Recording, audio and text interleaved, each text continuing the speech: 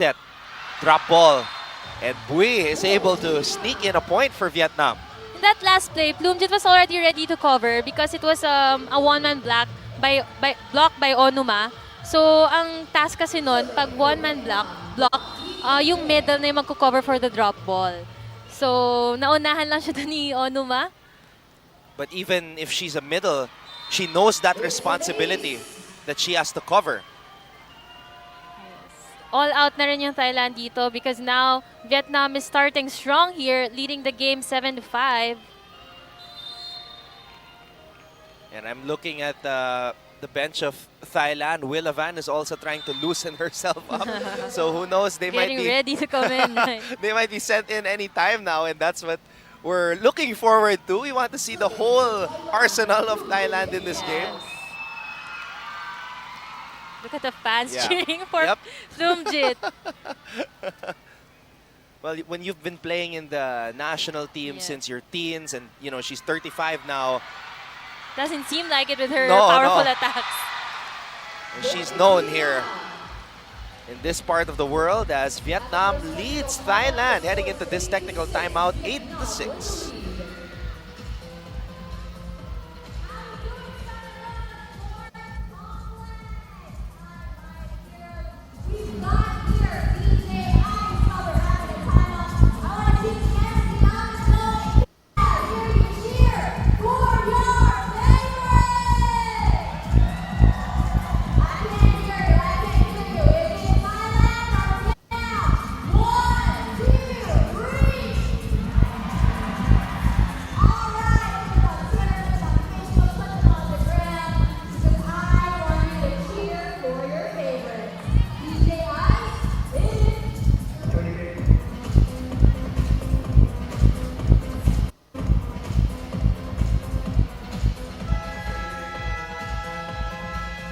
You're watching our coverage of the FISGOC Volleyball Test Event, or the 2019 Asean Grand Prix. Anton Ross alongside Mela Tunay on the call for today's final day of the second leg of this tournament.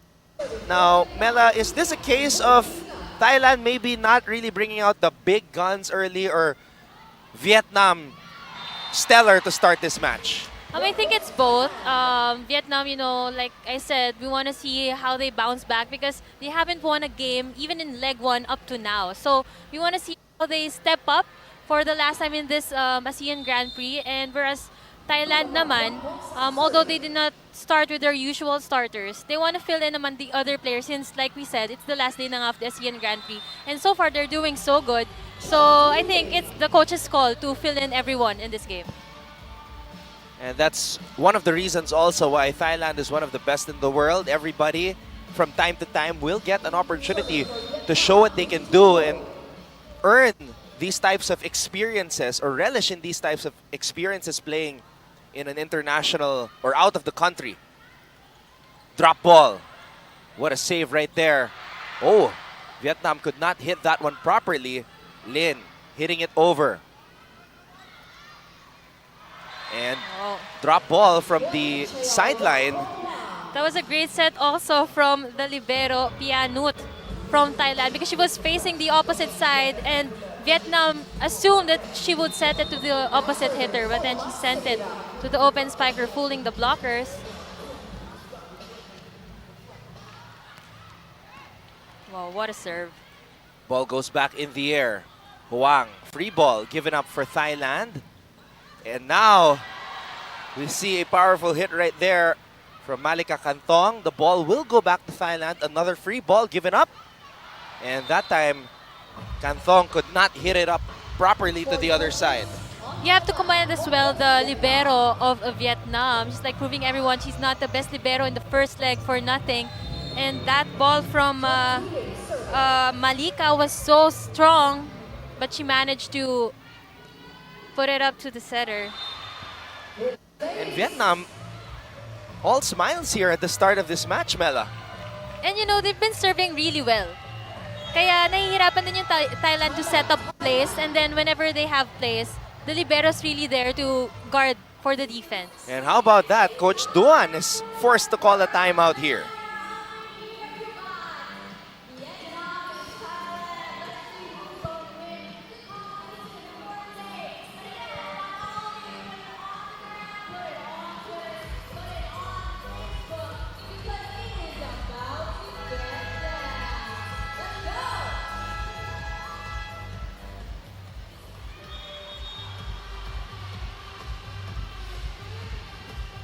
All right, I'm very excited to see, Mela, how the body language, how the attitude, and how the level of play will change after that timeout by Coach Duan. Yes, and we have to be mindful. If we're Thailand, we have to be mindful na they can't relax because they're going up against a very aggressive Vietnam team. Overreaching. Point goes to Vietnam. And Vietnam continues to pile up the points. They're on a roll here, and Thailand is actually helping them with their unforced errors. And that's very surprising to hear. Meanwhile, oh wow! How about that? Some power from Juanichaya Luangtong Lang. And she's been really doing well in that opposite side. And like I mentioned earlier, she's all about power. Meron kasi mga players na all about placement. And then, eto ngang si number 9, Juanichaya, all about power on those attacks. And Juanichaya, prior to this, has only played in 3 sets so far. So, really showing that she Yes. has something to offer para dito sa Thailand. Again, using the blockers with so much power on that hit. Going for that off-the-block kill. 12-10. That's back-to-back points for Thailand. Oh!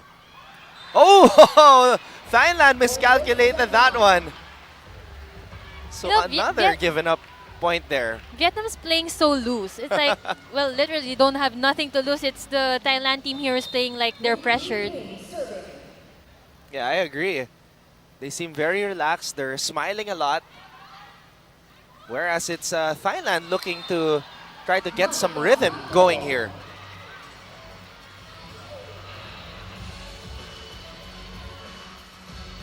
We haven't seen as much sets in the middle when Plumjit is at the back. It's always the opposite and the open hitter that's been getting a lot of sets from the setter when Plumjit was out. And you were talking about how they have to activate the middles. Meanwhile, the setter takes matters into her own hands. Gulapa Piampong San getting the point there. And now, Thailand is just down by 1. The score 12-13. We've been talking about this girl, particularly in this game, Juanichaya, getting going. And Wang pointing, knowing that that point was hers. You know, when Vietnam gives drop balls to Thailand, it's always that spot, no? Yung zone 4, that's where they drop the ball. And they took advantage because there was no libero on the floor during that sequence. So great read for Vietnam. Wow! Siterak finding that hole on the donut.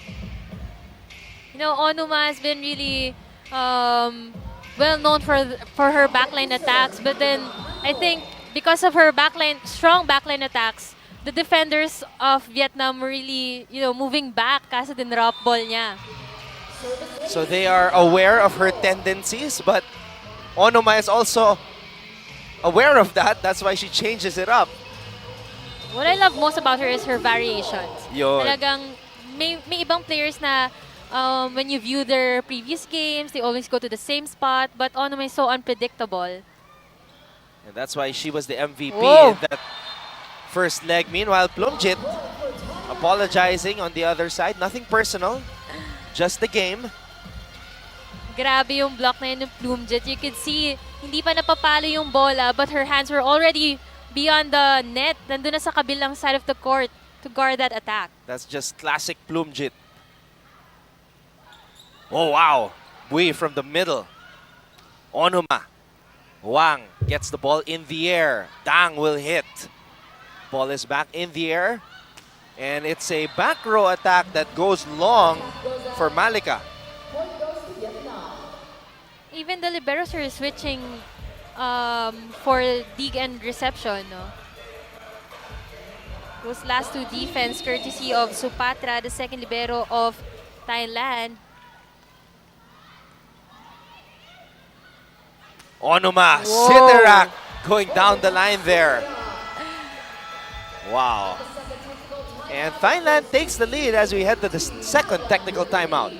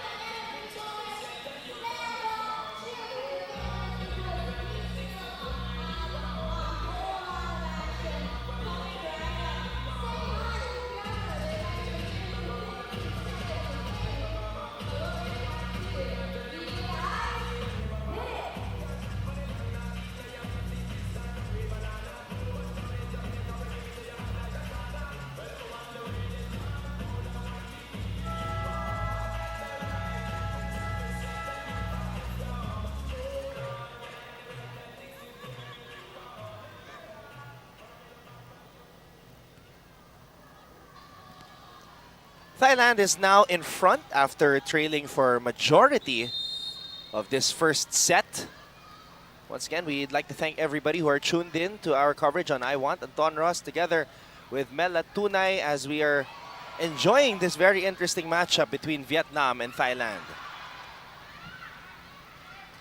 Here's the attack. Blockers were there and nothing Vietnam could do to recover. The blocking of Thailand has been on point in the previous points. They're even flashing their triple block. As we take a look at the bench of Thailand dancing. Is that normal? Is that Yeah. something that they do? I actually watched them in 2017. Oh, during 2 the years ABC. ago. Yes. Okay. They were already doing that? Oh, they're dancing talaga. And that's why I think they got the charm for the crowd to love them so much. So to those who aren't here at the venue, they were doing a blocking motion while dancing after that monster block by their teammates who are on the court right now. This is going to be a long free ball going to the Vietnamese. Oh, too much angle on that quick attack by Nguyen Thi Trinh. Sayang yung attack na yun kasi nakapasok lahat ng defenders ng Thailand and only left one defender at the back.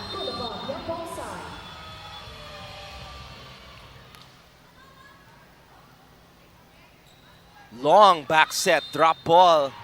Oh, stepping on the line. Attack on Vietnam. Point goes to Thailand. So this is going to be a timeout called by Vietnam.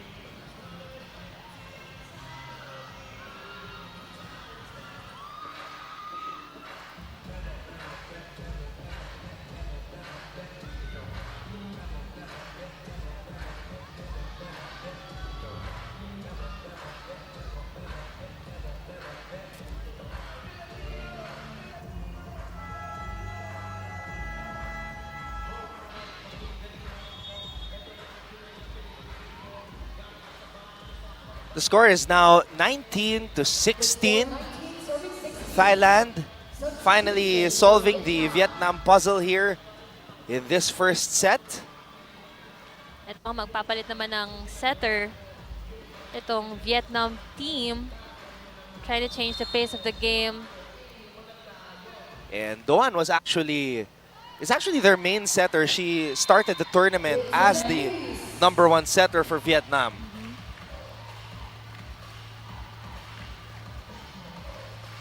And she's tall. Yeah.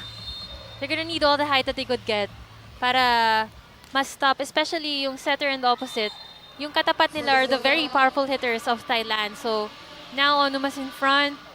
They're gonna wanna have to have a big blocker that at least guard the attacks of Onuma.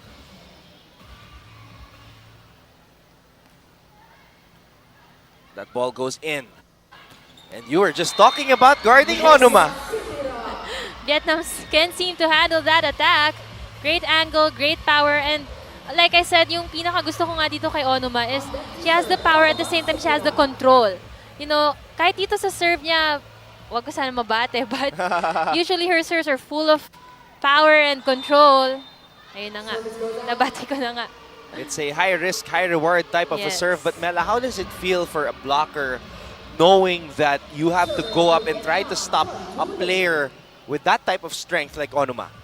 Well, actually, if you're the blocker, ang pinaka-problemahin mo kasi is the setter. Okay. So I think with all the attacks that the Thailand players have been really executing, it's really their setter who's been giving them great attacks. That's why their blockers from the other side are late. Kasi kahit ganong kalakas yan, it's gonna be easy for some teams to block them when they know where it's going. But then, ito nga, both the setters of Thailand have been giving, you know, great sets to a lot of players, kaya medyo confused yung block ng kabila on who to block.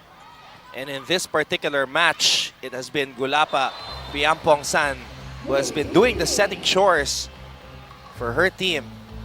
And that is why Thailand is just 3 points away from taking set #1. But Vietnam was leading for majority of this set. It's just recently that Thailand was able to overtake them.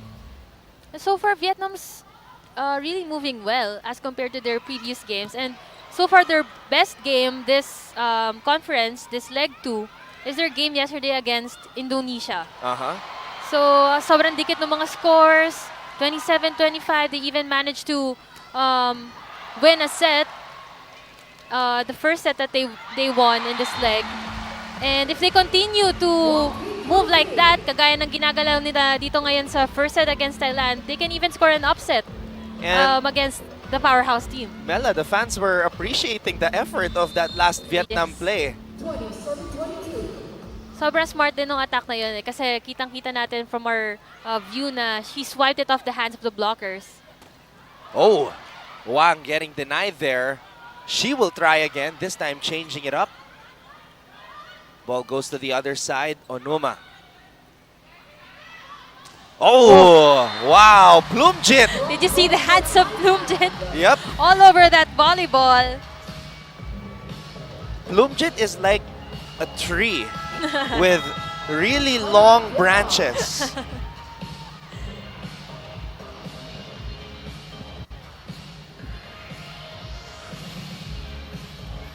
Paalala lang po ulit, ipatay po ang flash ng ating mga smartphone cameras. Muli, pwede po tayong kumuha ng pictures and videos, pero makapatay po ang flash ng ating mga smartphone cameras. Maraming salamat po.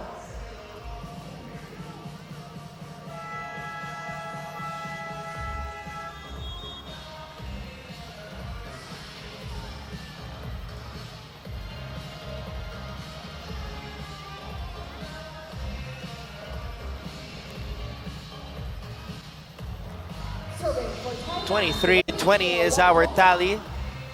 And we have Wanichaya who started for the first time in this leg, starting off this rally, and look at Wang respond. Great hit there from Wang. Nakita niya na late itong si Bloomjit on blocking that ball kaya she took advantage and killed that ball the cross-court area. Wang has been stellar for Vietnam here in this second leg. Here's the toss. Oh, powerful hit right there, but great dig by Nguyen. Oh, again. Point for Thailand. Thailand and Bloomjit just a terror at the top of the net. Blocking of Thailand team on point. And I think we have to, you know, I mean, Vietnam has to adjust a little with their sets kasi masyado nang nakukuha ni Bloomjit eh. Talagang inuunahan niya na pa i-attack yung ball. Her hands are all over the volleyball, so I think they have to set up a little far from the net. Whoa! Mela, I think you like that one. Yes! Hindi na rin inabutan ng blockers ng Vietnam yung attack na yun. Bloomjit was just too quick for that ball. What a way to end the set. No better way to do it than with a classic Bloomjit running attack. Thailand takes set number 1, 25-21. We'll be back for set number 2. You're watching the FISGOC Volleyball Test Event or the 2019 Asean Grand Prix.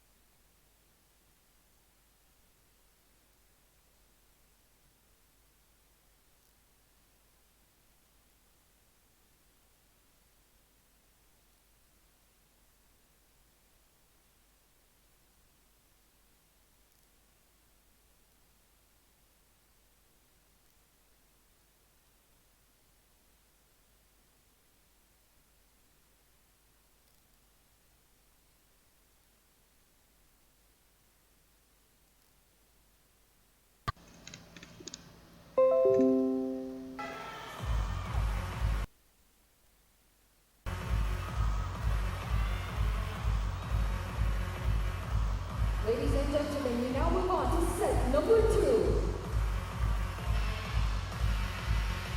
You're watching our coverage of the FISGOC Volleyball Test Event or 2019 Asean Grand Prix. I'm Don Rojas here together with Mela Tunay as we break down the action from set number 1. Mela, what were the important numbers that stood out? Well, actually, the stats speak for itself because nanalo yung Thailand because they scored 15 attacks compared to 13 ng Indonesia, and the determining factor of that win was the blocking of Thailand. They scored 4 kill blocks against none of Vietnam, and sa serves naman equal lang, 2-2. So it was also Vietnam who committed more errors, 6 compared to only 4 from Thailand. But Mela, blocking is the name of the game for Thailand. 4 kill blocks for them. And they really changed the complexion of the game as soon as they solidified their defense at the top of the net, of course, led by Plumjit. But we saw a lot of positive things from Vietnam, Mela, despite the loss in the first set. Yes naman, and hindi naman nagkakalayo yung attacks nila. They were only behind by 2 points in attacks, but like I said, it was the blocking that was a factor in the first set. So I think they have to really anticipate the setter of Thailand. He's gonna go to the second set.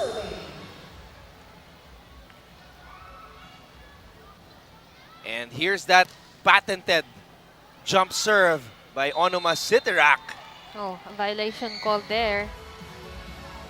Backline yung setter, but then hindi kinaya na i-one-hand set lang, and the ball went to the side of Vietnam.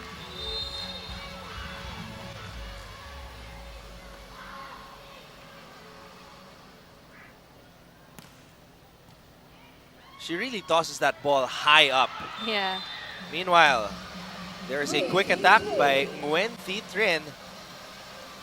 And you know, if we take a look at the Vietnam team, if they're able to receive properly, na-activate naman nila yung middles nila eh. So they can't just rely on their open hitters or their opposite because Thailand has been really blocking well. Nababantayan na masyado yung mga open hitters netong Vietnam. Meanwhile, Wanichaya Luang Tong Lang continues to pile up the numbers for her team.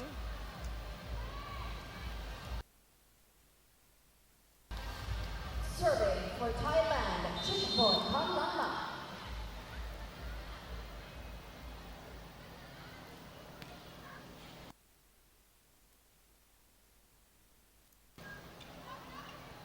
Here's the running attack by Bui. Attack goes out. The problem is it There was no check on that ball. went out, no check, as Mela explained here. 4-2 is our tally. The score 4-32. Plumjit is back in the front row. Oh, What a serve. that's an ace. It's a good floater. You can see the ball going long, then it drops. Yung mga mahihirap talaga i-receive eh. Chitaporan Kam Lang Mak. Look at the bench players of Thailand. Yep. It's like they have a different dance for every form of attack. They have a party we don't know about. Back-to-back aces from Thailand. And Mela, with this type of a start, they have earned the right to party. Undefeated. It was a slow first set, but they completed a comeback here in set number 2. They are rocking and rolling. They even scored an ace doon sa best libero ng leg 1, and it forced the coach of Vietnam to change his libero. And there's an attack right there by Le Thi Hong. Thailand's been having, like I noticed lang they've been having a hard time defending zone 1. Especially when the setter is at the back row. Kasi the tendency is the setter will go in front na talaga habang ina-atake pa lang. Well, the ball goes back to the other side for Vietnam, but Le Thi Hong tipped it out. Great recovery from Thailand. They managed to set that ball over, kaso sayang, regalo na for Vietnam. Nag-out lang. 7-3 in favor of Thailand. Oh, Plumjit again, along with their setter, Gulapa. Plumjit! Oh! No Wow. blockers there for Plumjit, and you can't do that. She's the veteran for this team. You have to guard her as much as you can. You just can't get enough of those classic running attacks from Plumjit Thinkao.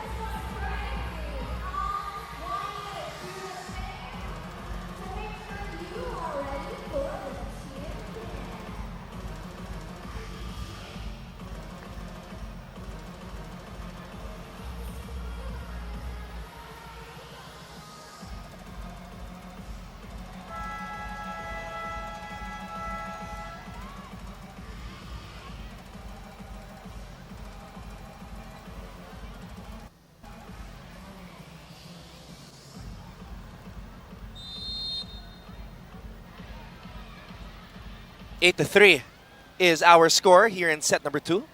Thailand leading Vietnam. Sitrak, back row attack does not work. A joust at the top, and Vietnam loses that one. Plumjit is all over the net, you know. Kahit atake, kahit set, talagang na-anticipate niya.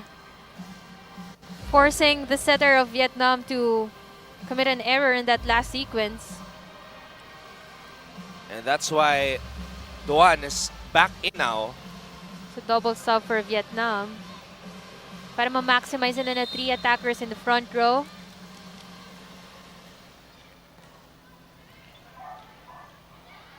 And here's the set for Dang. Plumjit, as you said, all over the net. Again, Vietnam can't really rely on the open hitters alone because, you know, the Thailand team has been really blocking well and has been anticipating the sets. And wala rin talaga silang ibang napupuntahan because they don't receive the serves of Thailand. Service error right.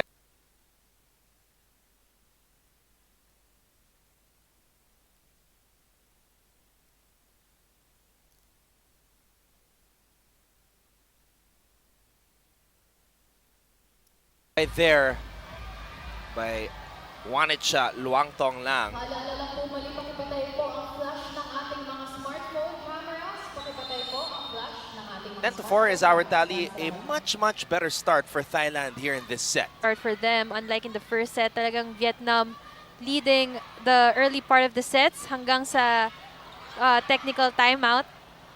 In the second technical Oo. timeout na lumamang itong Thailand. Back row attack from Sitrak. Bui could not reach that volleyball. Cross-court attack is good. Wow. Malika Kanthong getting that hit to go. It was a great angle also and parang sobrang tapang ng attack na yan because despite having the best libero of leg 1 in that spot, doon niya pa rin dinala. And a great decision there because the blockers were late, having no touch on that attack. Again, the reception of Vietnam has been a problem for them. And Plumjit was there at the top of the net.